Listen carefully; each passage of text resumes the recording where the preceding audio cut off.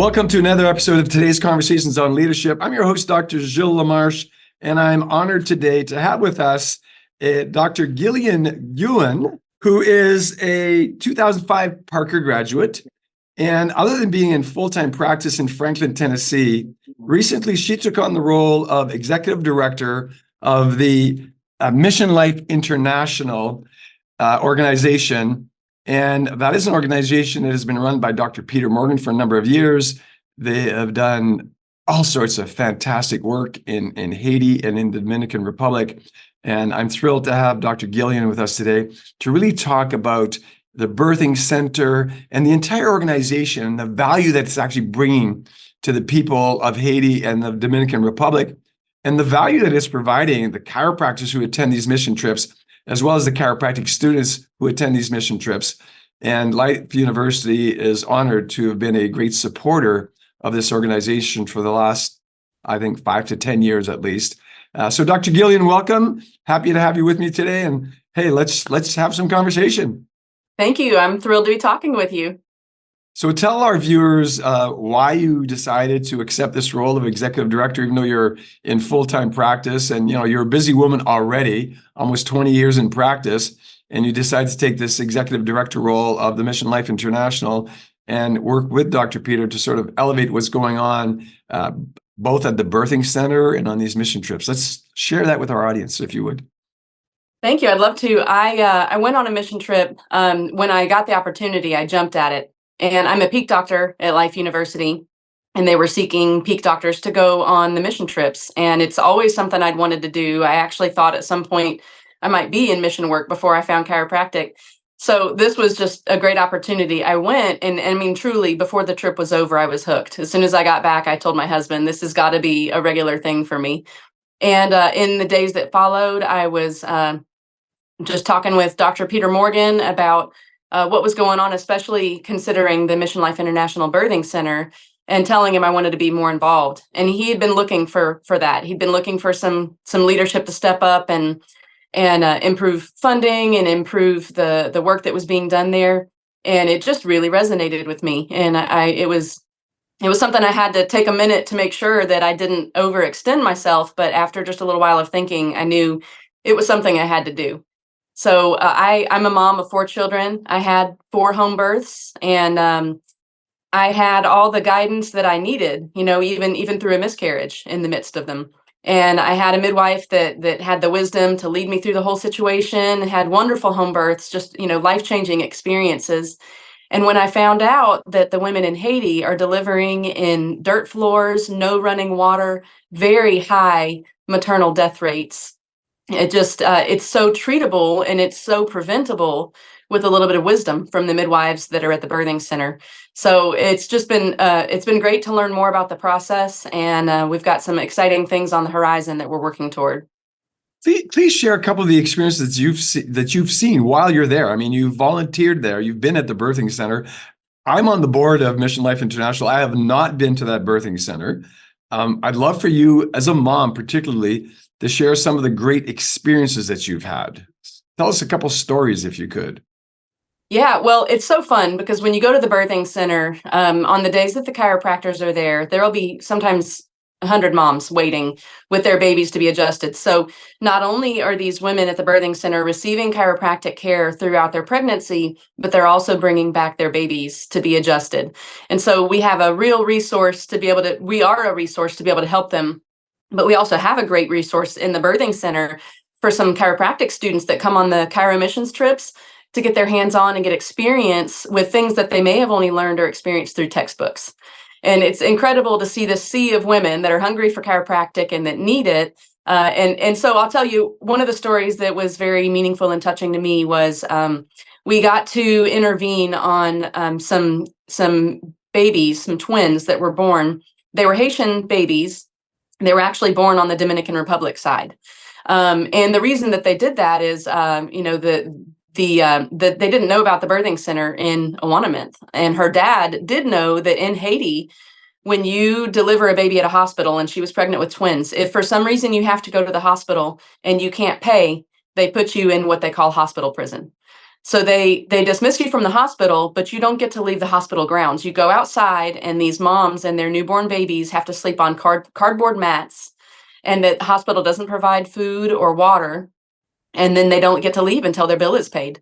So their family is forced to sell off their clothes, sell off their assets. Sometimes they're being told that maybe the family members should sell their bodies for sex so that they can raise enough money to pay the hospital bill to release the moms and babies from hospital prison.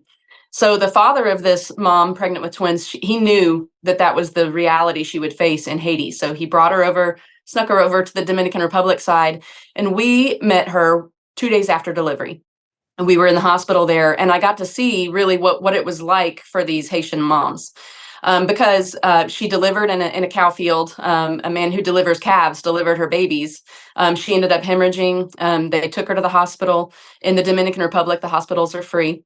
And we met these babies at 2 days old, and they were severely dehydrated. They were undernourished, and the mom wasn't able to produce breast milk because her iron levels were so low. I mean, I'm talking at this point, post-hemorrhage, they were life-threateningly low. Our team got blood tested to make sure we could find a donor, and through a lot of hoops, finally, she was able to receive a blood transfusion and be okay. And the twins, we were able to do chiropractic and feeding them. We stayed through the night and fed them, got them onto a feeding schedule. One of the babies didn't have a good suck reflex. A lot of the primitive reflexes for this one twin were actually missing. And a chiropractic student organized doing primitive reflex testing and then providing chiropractic through the day and monitoring with pictures and monitoring with graphs of how much food. We increased that baby's food milk intake by 70%. So it was incredible to see how chiropractic could make a difference for these babies. Now, that was a situation, and that kind of tells you the story of the depths and lengths that these moms will go to when they don't have a birthing center. So the stories at the birthing center look much different. And the best way I can probably describe that is to tell you some statistics. So in the United States, the mortality rate during maternity, so during pregnancy, during delivery, or shortly thereafter, is about 1 in 6,000. About 1 in 6,000 mothers will die because of that process. In Haiti, it's 1 in 200. Wow. 1 in 200 women are going to die because of pregnancy, birth, or shortly thereafter. So this is happening because they don't have sanitary conditions. They don't have the advice and guidance of a midwife. And it's the highest mortality rate in the Western Hemisphere. There's so much poverty there. It's the poorest country in the Western Hemisphere. 60% of people there are living on $2.50 a day. And in Haiti, because the hospitals are, as I've described, these women are left at home with no guidance. And that's why this birthing center is so important. So how has this changed your life?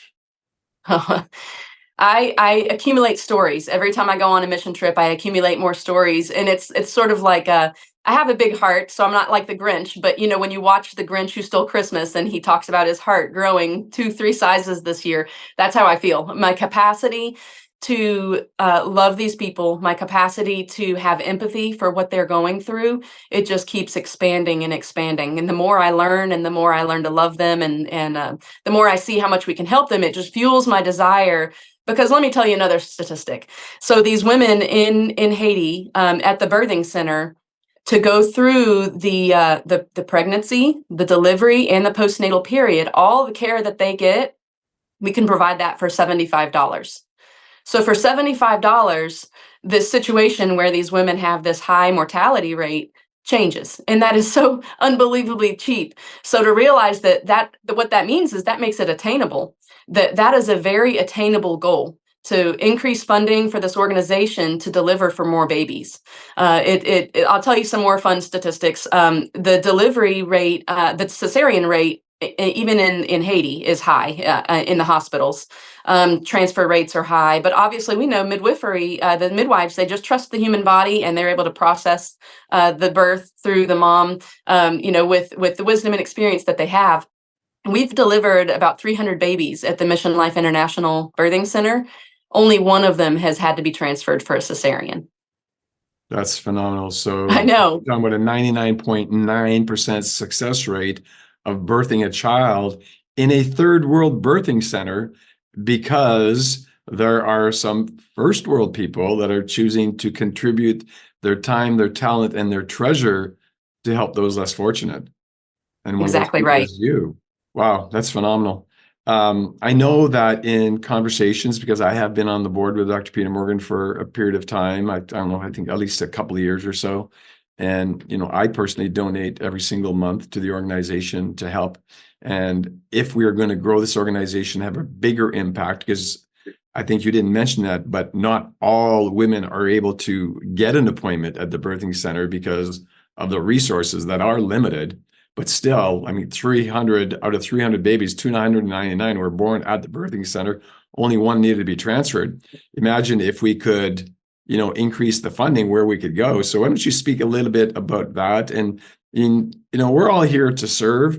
As we were preparing to get on this call, you and I said, my goal in life, I realized very early on in life, is that when the tide rises, it rises all the boats.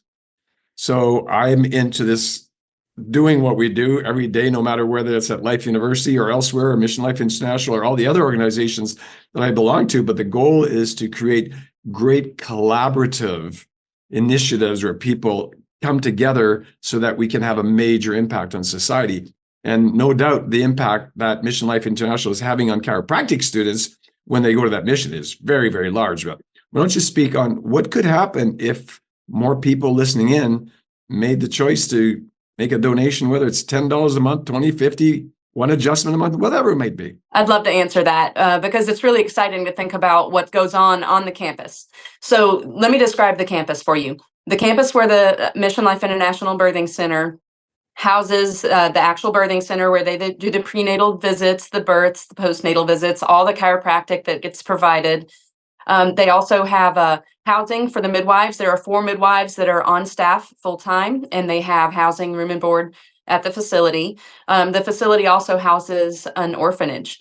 So we have 30 some kids that are part of this orphanage that go to school there and that are taken care of. We had one of the babies that was born to the birthing center. The mom was just not in a situation to be able to care for the baby, and the baby was adopted by the orphanage. And so we've actually been able to see things come full circle, not just stopping at the delivery, but being there to help kids who were in need all throughout. So we have had to turn women away because there are only so many resources. And the biggest thing that we need is consistent baseline increase in the amount of donations that we receive. And the best way to do that is with monthly donations. That way we know it's consistent. Because if you picture this, it's great when we do receive donations, and like Life University has been incredible at helping at the Mission Life International campus, and has helped to provide buildings and infrastructure. At this point, that's all running really smoothly, and we can get donations and we can improve supplies and we can get things like that. But if we can't have consistent increase, then if you picture that we can bring someone on and we can start seeing more women and we're doing prenatal visits, but the consistency isn't there and the donation amount drops, what happens? Do we let a new midwife that we brought on go, and then we don't have the care that we need to see it through for delivery? So in order for us to grow this, it just needs to be consistent. And I'll tell you one more statistic that could be very motivating. And that is that, and this is a sad statistic, but it's going to show you how much of an impact you can have. We've already talked about how little it costs to see a woman through pregnancy and delivery. We've talked about the decrease in the maternal mortality rate, but let's talk for a moment about the neonatal mortality rate. It is also the highest mortality rate in the Western world. And what we know statistically is that by the time a child is 1 out of 21 isn't going to make it. 1 out of 21 children in Haiti will die by the time they're 1 year old. And most of those are going to happen more closely to the neonatal period.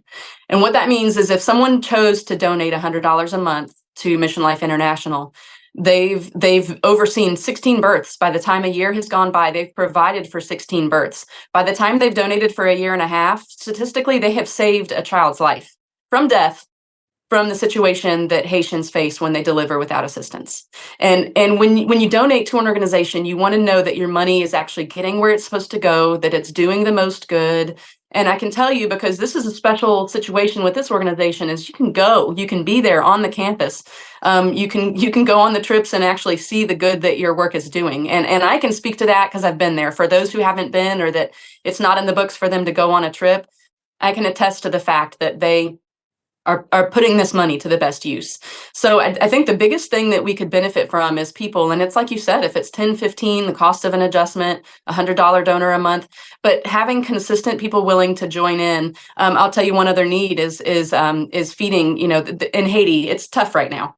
While we were there most recently, NBC actually got to go through and do a news story that aired in the United States on the birthing center, and in that news story, they showed the shelves of the supplies at the birthing center, and they were 80% bare. And so, having the supplies that we need in Haiti has gotten a little harder as it's been harder to travel. Supplies, it's rough right there right now. So more than ever, we need your support and we need your help. And the need for them is greater than ever right now also. In a situation where everything's topsy-turvy for them in their country, to know for those women who are giving birth that they're going to do it in a safe place, a clean place, that they're going to have a good outcome is a gift that we can very easily give. So in closing, why don't you tell people, those who are moved by your story, how can they learn more about it? Where can they go if they choose to start to contribute on a regular basis to actually serve those mothers and children? Just share that insight as we close out this short interview. There's two things that come to mind that would be the most important. One, if they just want to donate, maybe your mission work isn't on your list of things that you want to do, then you can go to the Mission Life International website. There's a Donate Now button through PayPal. You can sign up to be for it to be a regular gift, and that's the biggest thing I could ask of you is to go to that website, sign up to do a regular giving for the Mission Life International. Is it missionlifeinternational.com? I think that's right. Yeah, if you Google it, you'll find it right away. You'll see the logo. It's a beautiful logo. It's got the earth, and it's got 4 hands reaching all around. Those hands are significant for chiropractic, and that's what we're providing. Which brings me to my second thing that you could do, and this would change your life really to get this experience. But you can go on a Chiro Missions mission trip, and that's it. It's about a week long. You'll go to the Dominican Republic. Right now, because of the situation in Haiti, we're not going into Haiti, but we have a very special circumstance there where we get to take care of Haitians because there's a factory on the border where you can be stamped in for the Dominican Republic, but be on the factory campus. You can be stamped in for Haiti with your passport, but be on the factory campus. So it brings a coming together. And right now, because of the difficulty of getting to the birthing center to actually take care of all those moms and babies that come every time we're there, we're setting up a mom and baby chiropractic clinic at the factory. So they will bus them in and we will still be able to care for them. So Dr. Morgan has just been great at overcoming obstacles with what's politically going on in Haiti and finding a way to still serve these people. So you can go to the Dominican Republic and you'll serve on that side. You'll serve in the hospitals like the one that I mentioned I got to go to. The hospital director there has given us free reign to serve in the children's ward where we always go in and adjust all the sick children. We get to go serve the women who are in labor. And last time we were there, we got to examine and adjust a 16-hour-old baby. So that's a great experience. You go to the parks. We were in the prisons. We go to the military base. And then we go to the factory to adjust 18,000 factory workers who get out. We're there for time that they get out and they go across the border back to Haiti and go home and they walk right past where we have our chiropractic kind of mobile clinics set up out there. That's where we're going to also be setting up the mother baby clinic so that we can have them bust over to take care of them. So the mission trips are another wonderful example of something that you can do. And when you do go on a mission trip, any of the profits beside the cost of doing the mission trip goes back into either the Dominican Republic or Haiti into producing more facilities, more care. So you are actually giving back monetarily when you go on a trip too. Wonderful. Well, thank you for joining me today, Dr. Gillian, and thank you for the great work that you're doing. We appreciate the fact that you've taken on this huge extra task that I'm sure you have to contribute to almost on a daily basis to actually support the infrastructure of what's going on in Haiti. So thanks for joining us once again, and I look forward to having more interactions with you in the future. Thank you. It's been my honor. Thanks for taking the time with me today.